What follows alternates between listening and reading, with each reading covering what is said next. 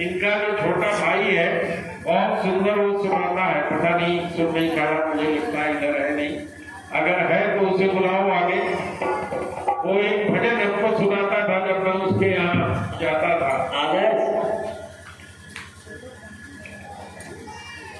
कैसे सुनाते हो ये रिजैया की भैया, सुनाओ, आ जाओ, सुनाओ, बैठ जाओ, सुनाओ, लो भाई।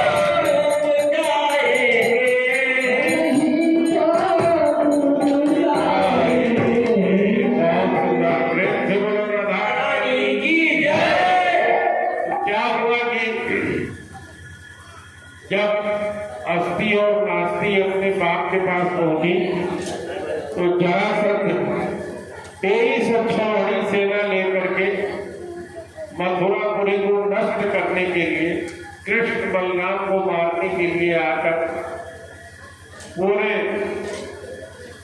मथुरा को घेर लिया। मथुरा में सेना भी नहीं थी, जो सेनापति कंस इत्यादि थे वो सब मारे गए थे।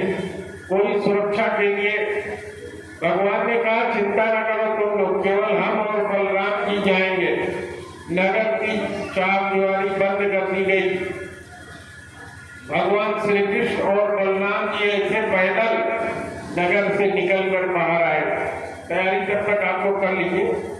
तो निकल करके जब बाहर आए तो भगवान ने जैसे आकाश की तरफ देखा, आकाश से भगवान का रथ उतर आया, जिसमें चक्र सुदर्शन भगवान का धनुष, इसी तरह से बलराम जी का हल कौशल, जितने उनके अस्त्र शस्त्र से सब आ गए।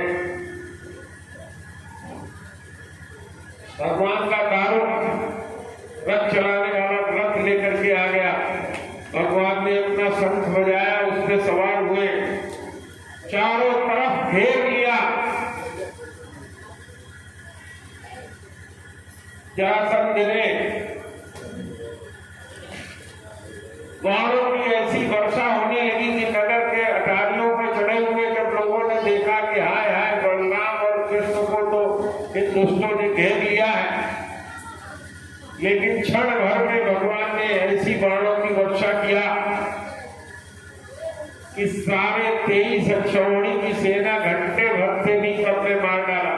प्रेम से बोलो कृष्णचंद्र भगवान की जय। बलराम जी ने दौड़ करके,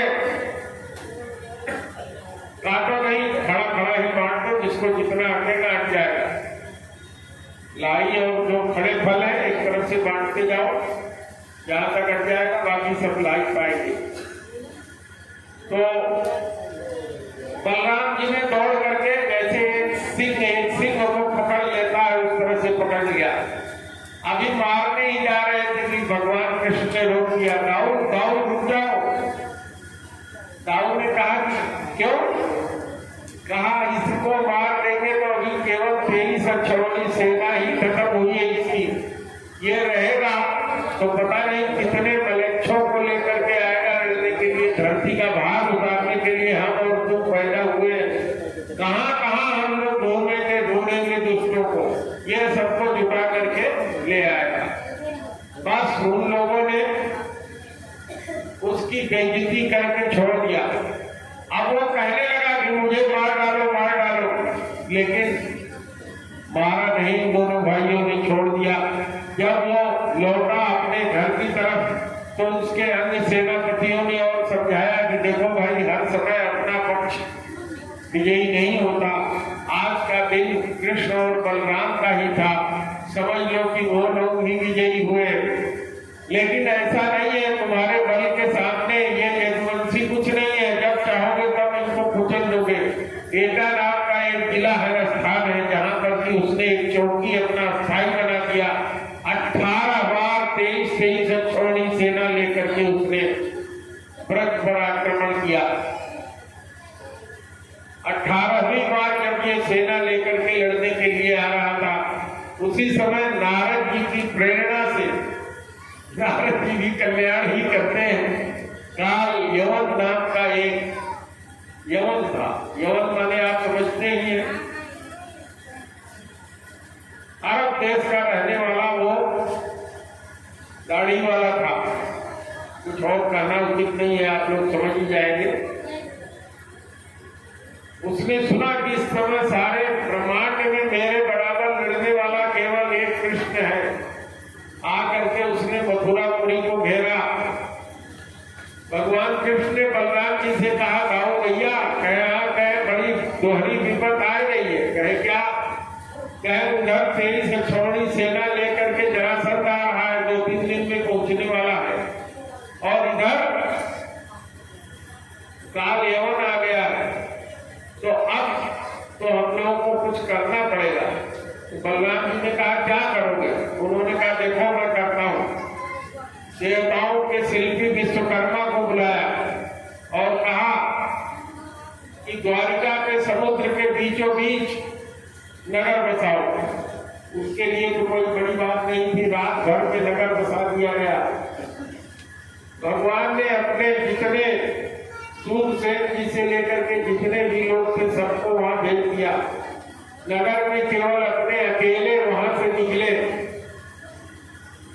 और जब निकले और कालयवन को इन्होंने देखा, कालयवन ने कहा आओ आओ तुम्हारा और हमारा युद्ध होगा। ये कालयवन को देखते हुए चले भाग। रणछोड़ जी नाम रहा, तो रणछोड़ जी महाराज की जय। अब भागते गए, कालयवन पीछे पीछे दौड़ाता गया। एक दिन एक रात भगवान दौड़ते रहे और पीछे पीछे कालयवन भी भागता रहा।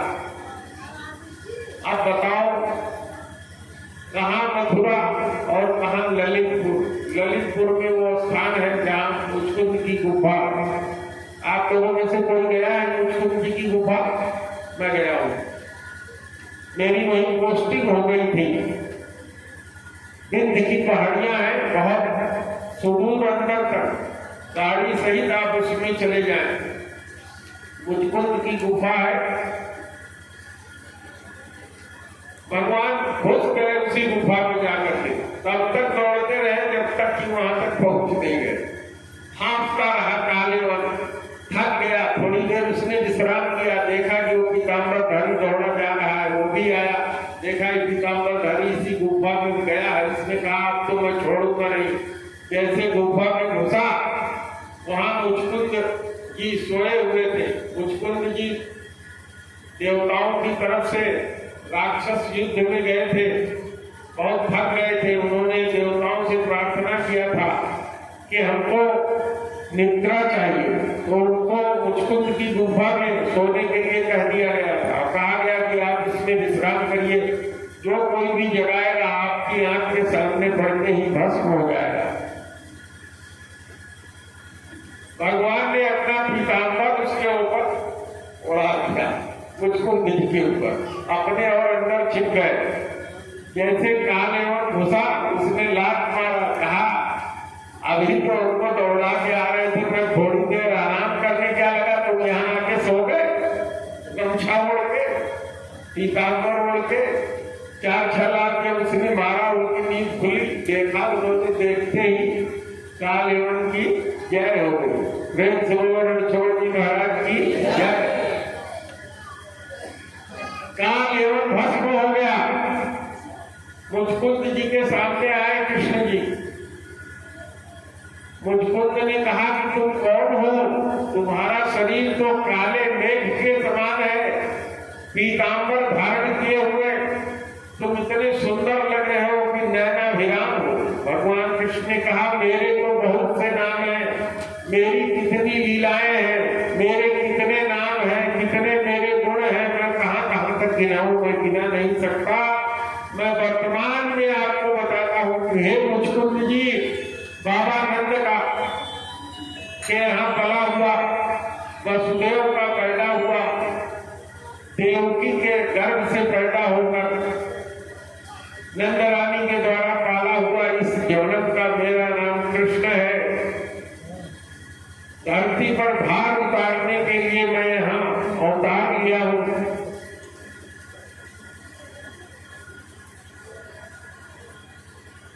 मुचकुंद ने कहा कि महाराज मैं धन्य हो गया, जब मैं राजा बना था पता नहीं 100 राजसूय यज्ञ मैंने किया था आपके ही यज्ञ के लिए कि आपके दर्शन होंगे, लेकिन उस समय तो मैं आपका दर्शन नहीं पाया। हे प्रभु, आज मैं धन्य हुआ कि आज आपके दर्शन मिले हैं। आपके दर्शन के लिए योगी तपस्वी पता नहीं कितने लोग क्या क्या साधना करते हैं, लेकिन भक्तों के लिए तो आप बड़े प्रेम से सुलभ है। तो हे प्रभु, मुझे अपनी भक्ति दीजिए। मुचकुंद से भगवान ने कहा तुम्हारा जमाना बीते, बहुत टाइम हो गया, तुम सतयुग में पैदा हुए थे, सतयुग के बाद त्रेता बीत गया, अब ये द्वापर चल रहा है। तुम्हारे जमाने के सारे लोग खत्म हो चुके हैं, तो मुचकुंद जी ने कहा, हे प्रभु, आपके दर्शन मुझे मिले। तो भगवान ने कहा, मम दर्शन फल परम अनुपा, अजीव पाव निज सहज स्वरूपा। हे मुचकुंद जी, तुम अपने सहज स्वरूप को प्राप्त हो गए हो, लेकिन तुम जिस मुक्ति को चाहते हो अभी मिलेगी नहीं। भगवान से उन्होंने पूछा, क्यों प्रभु, आपका दर्शन मिलने के बाद भी मुक्ति नहीं मिलेगी? उन्होंने कहा, अवश्यमेव भोक्तव्यं कृतकर्म शुभाशुभम्। कहा, जो कर्म हम करते हैं, चाहे शुभ है चाहे अशुभ है, उसका फल भोगना पड़ता है। तो कहे, भगवान कोई उपाय? उन्होंने कहा कि मेरी भक्ति करो, कुछ समय तक मेरी भक्ति करो, केवल एकमात्र उपाय है। मामेव ही प्रपद्यन्ते मायामेषां तरन्ति। जो मेरे शरण में सब कुछ छोड़ करके प्रपन्न हो जाता है, सारे अभिमान सब कुछ भी उसका बाकी नहीं रहता, उसको मैं अपनी माया से काट कर अपनी भक्ति और अपना स्वरूप देता हूँ। तुम चूंकि राजा रहे हो, राजसूय यज्ञ करने में भी पता नहीं कितने जीवों की हत्या हुई है, यज्ञ करने में भी पता नहीं कितनी चींटियां, कितने जीव उस यज्ञ में हवन में भस्म हो गए, कितने जीवों की तुमने बलि दिया है, क्षत्रिय को आखेट किया है तुमने। उन सब जीवों की जो हत्या का पाप लगा है, उसको मेरा भजन करके, मेरा भजन करके उद्धार करो। मैंने आपको भक्ति का मार्ग बताया था, आदौ श्रद्धा ततो साधु संगोवन भजन क्रिया। श्रद्धा तुम्हारे अंदर मेरे प्रति उत्पन्न हो गई है, सत्संग तुमने बहुत किया है देवताओं के साथ, भजन की क्रिया प्रारंभ करो, इससे तुम्हारे जितने अनर्थ है उसकी निवृत्ति हो जाए। जब अनर्थ निवृत्ति हो जाएगी तो मेरे चरणों में तुम्हारा प्रेमास्पद भाव उत्पन्न होगा, और जब भाव उत्पन्न होगा तो मेरे चरणों को तुम प्राप्त हो जाओगे। इस तरह से तुमने जो चाहा है वो तुम्हें मिल जाएगा। इस तरह से भगवान को प्रणाम करके मुचकुंद जी तपस्या के लिए चले गए। अब कल जो हम कथा सुनाएंगे उसमें पहले बलराम जी की शादी और उसके बाद भगवान कृष्ण जी की रुक्मिणी जी के साथ शादी। तो कल आप लोग उसी तरह की तैयारी करके आइएगा, भजन भी इसी तरह से तैयार करिएगा। और कल संभवतः भगवान की कथा तो कोई समाप्त नहीं होती, कल कथा को हम लोग विराम देंगे, विराम ही देते हैं। कथा तो भगवान की अनवरत चलती रहती है। तो आज आप सब लोगों के लिए भोजन प्रसाद की व्यवस्था है। यहाँ कोई भी आप बिना भोजन प्रसाद यहाँ से पाए जाइएगा नहीं। आप सब लोग हमारे शिष्यगण हैं, यजमानगण हैं, आप ही का यह आश्रम है। तो आपका जब यहाँ जूठन गिरेगा तो भगवान की कथा और सिद्ध और सफल होगी, और आगे हम लोग इस कथा को आगे भी बढ़ा पाएंगे। तो प्रेम से बोलो राधा रानी की जय।